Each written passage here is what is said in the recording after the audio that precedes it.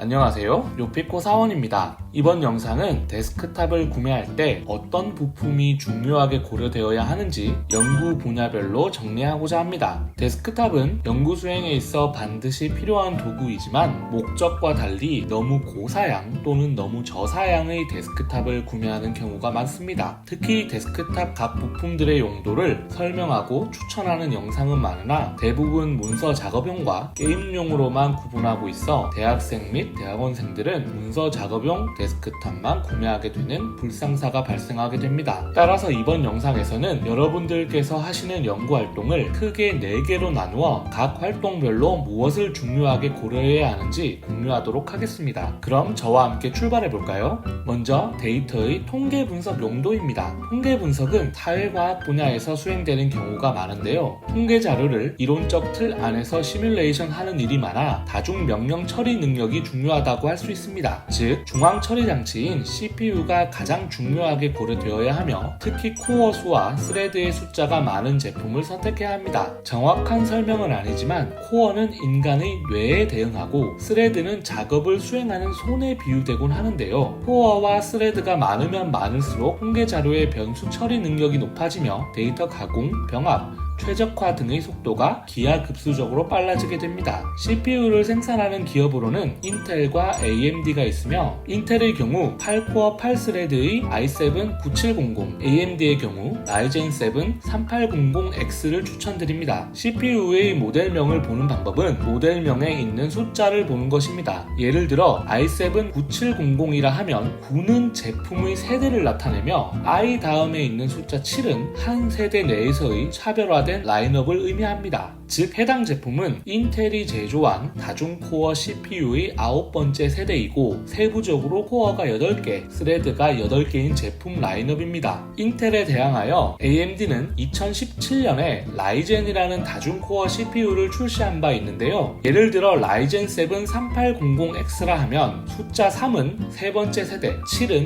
해당 세대에서의 차별화된 라인업을 의미하고 X는 동작 속도를 조금 더 높였다라는 것을 의미합니다. 따라서 해당 제품의 경우 3세대 라이젠으로서 8코어 16스레드를 탑재한 제품입니다. 추가적으로 여러분들께서 10GB 이상 용량의 데이터를 분석한다고 했을 때는 대규모 데이터를 저장 장치로부터 불러들여 CPU에 빠르게 전달해야 하므로 램 용량을 16GB 이상으로 선택하시는 것을 추천드립니다. 견적 예시를 100만원 선에서 다음과 같이 설정해 봤는데요. 확실히 CPU에 집중을 많이 했다는 것을 알 수 있습니다. 램 용량과 저장 장치의 용량은 여러분들의 선호에 따라 선택하시면 되겠습니다. 두 번째로 인공신경망 등 데이터 마이닝을 수행하는 경우입니다. 데이터 마이닝을 수행하기 위해서는 극도의 다중 처리 능력이 중요하며 따라서 CPU가 중요하게 고려되어야 하나 동시에 GPU, 즉 그래픽카드에 중점을 두어 데스크탑 구매를 하셔야 합니다. 먼저 CPU의 경우 여유가 되신다면 일반적인 CPU보다는 8코어 16스레드의 인텔 i9-9900K 또는 12코어 24스레드의 라이젠 9 3900X를 추천드립니다. 또한 데이터 마이닝의 경우 처리 속도를 높이기 위해서 CPU 코어에 대해 오버클럭킹을 적용하시는 것을 추천드립니다. i9-9900K의 경우 개별 코어의 기본 동작 속도가 3.6GHz지만 오버클럭킹 적용 시 5.0GHz 정도로 클럭 속도를 높일 수 있으며 기본 동작 속도가 3.8GHz인 라이젠 9 3900X는 오버클럭킹 후에는 4.5GHz 정도의 속도 향상을 이룰 수 있습니다. 오버클럭킹을 수행하기 위해서는 오버클럭킹이 가능한 메인보드를 선택하여야 하며 인텔 i9-9900K의 경우 G390 칩셋의 메인보드와 호환되며 라이젠 9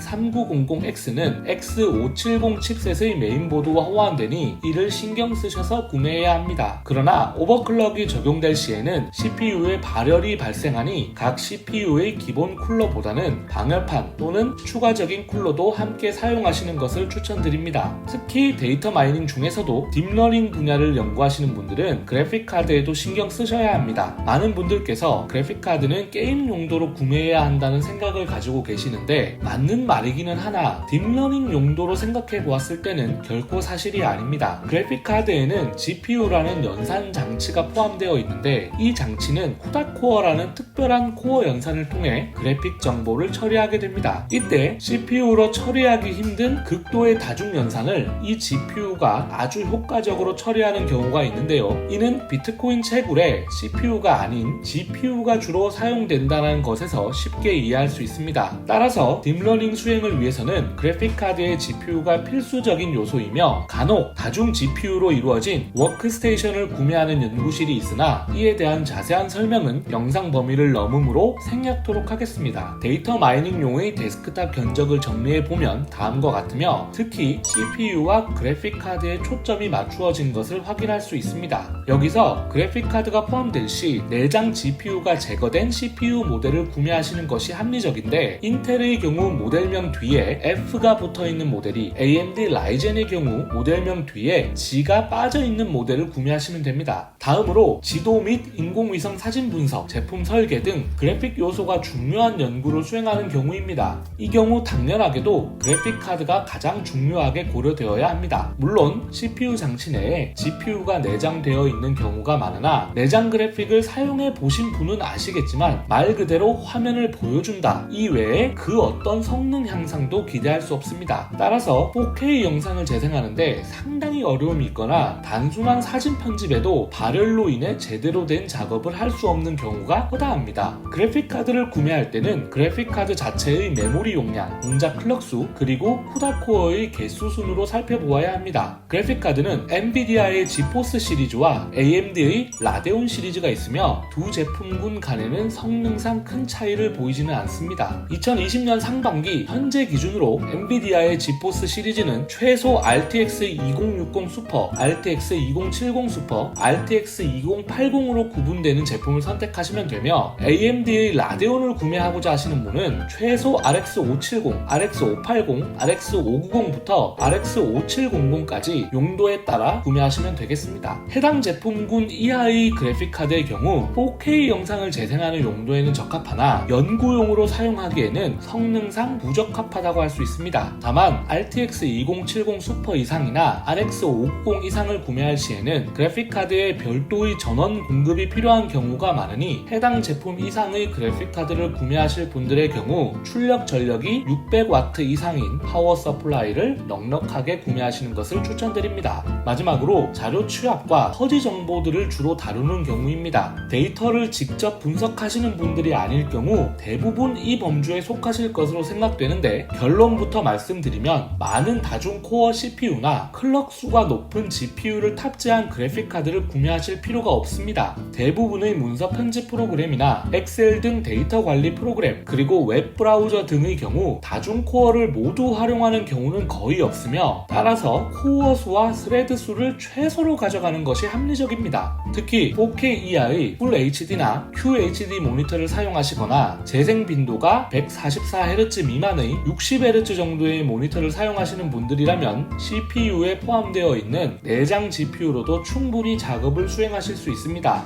그러나 자료 취합 등의 경우 많은 문서나 여러 가벼운 프로그램을 동시에 실행하시는 분들이 많다는 점에서 메모리, 즉 DRAM과 저장 장치에 투자하시는 것이 합리적입니다. 편의를 위해 DRAM을 그냥 램이라고 부르면 램은 처리 속도가 빠른 CPU와 처리 속도가 느린 SSD, 하드디스크 등의 저장 장치의 중간 매개체 역할을 합니다. 램 용량이 크면 클수록 저장 장치에 있는 파일이나 프로그램을 그만큼 많이 가져와서 CPU에게 처리를 위해 보내게 되며 이에 현재 작업하고 계시는 프로그램을 그만큼 동시에 많이 실행할 수 있습니다. 따라서 램을 구매하실 때는 8GB, 16GB 등으로 표시되어 있는 램 용량을 먼저 고려한 후 동작 속도인 클럭 수를 다음으로 고려해야 합니다. CPU와 유사하게 램도 DDR이라는 생산 세대가 있으며 여러분들께서는 현재 4세대인 DDR4를 구매하시면 됩니다. 램을 생산하는 대표적인 업체로 삼성전자, SK하이닉스, 마이크론, 타무즈 등이 있는데 현재 삼성전자의 DDR4 PC4-21300 제품이 동작 속도 2.67GHz로 가장 무난하므로 해당 제품을 추천드립니다.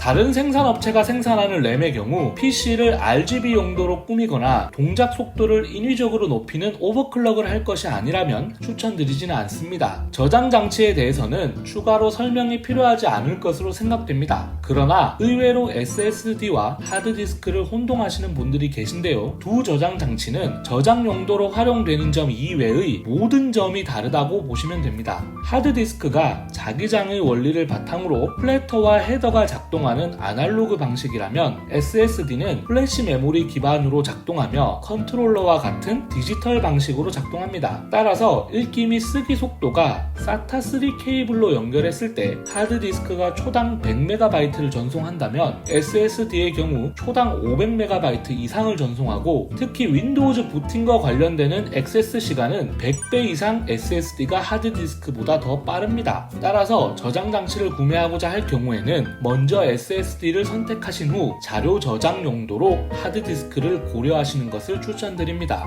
이때 SSD의 경우 2.5인치 크기의 SATA 케이블로 연결되는 제품과 NVMe M.2 인터페이스 기반의 제품이 있는데 후자가 읽기 쓰기 속도 면에서 훨씬 우월합니다. 메인보드에서 M.2 슬롯을 제공하지 않는다면 당연히 2.5인치 SATA 제품을 구매하셔야 하나 두 제품의 가격이 그리 차이 나지 않는다는 점에서 메인보드에 M.2 슬롯이 존재한다면 당연히 2.5인치 SATA SSD보다는 M.2 인터페이스 SSD를 구매하시는 것이 좋습니다. SSD는 삼성전자, 인텔 등 다양한 기업 제품들이 생산되고 있으나 SSD 기술의 기반이 되는 3D NAND 기술의 경우 삼성전자가 독보적이라는 점에서 개인적으로 SATA SSD의 경우 삼성전자의 860 EVO, M.2 SSD는 970 EVO를 추천드립니다. 하드디스크의 경우 디지털 방식이 아니다 보니 소위 뻥난다고 하죠. 사용 불량률이 높다고 할 수 있는데요. 도시바의 P300 시리즈가 불량률이 적다고 하여 저도 몇 년간 해당 제품을 사용하고 있습니다. 결론적으로 자료 취합이나 서지 정보 분석에 적합한 데스크탑 견적을 정리해보면 다음과 같으며 CPU는 4코어 i3 9100이나 라이젠 3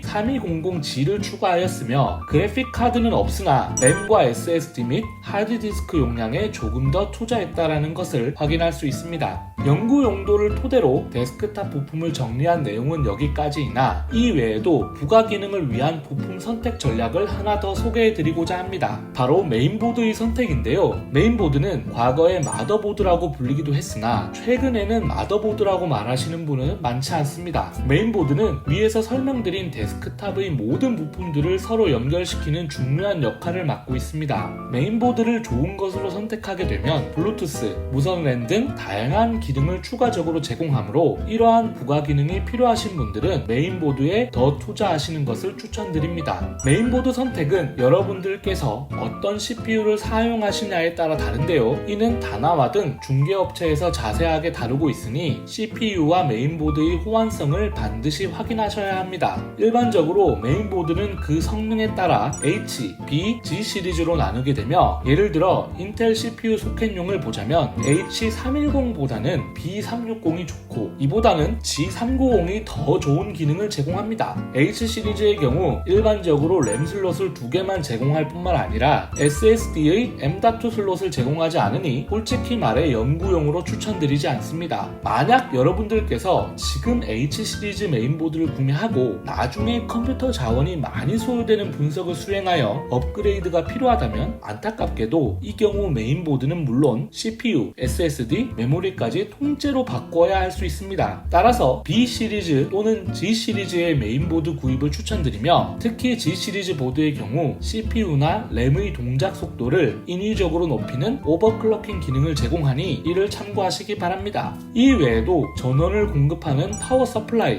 ODD 등의 부가적인 부품들이 있으며 이와 관련하여 도움이 필요하신 분들은 댓글로 남겨주시면 답변 드리겠습니다.